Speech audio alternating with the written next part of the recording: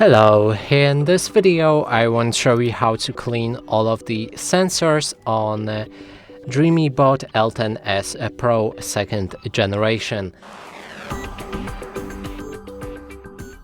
And to do this, first we'll need to find all of the sensors, and the first one is right here.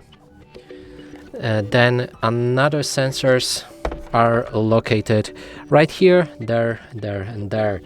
I think there's also one on the left, and on the right that there's none.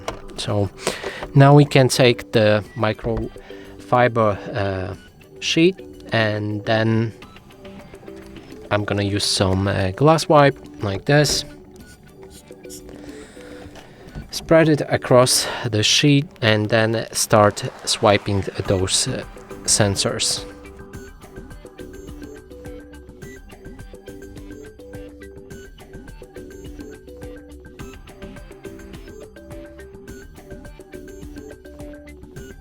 Then the dry side.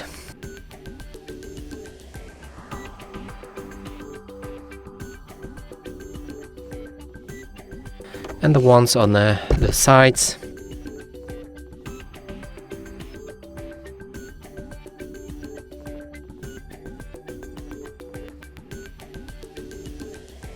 And the one right here.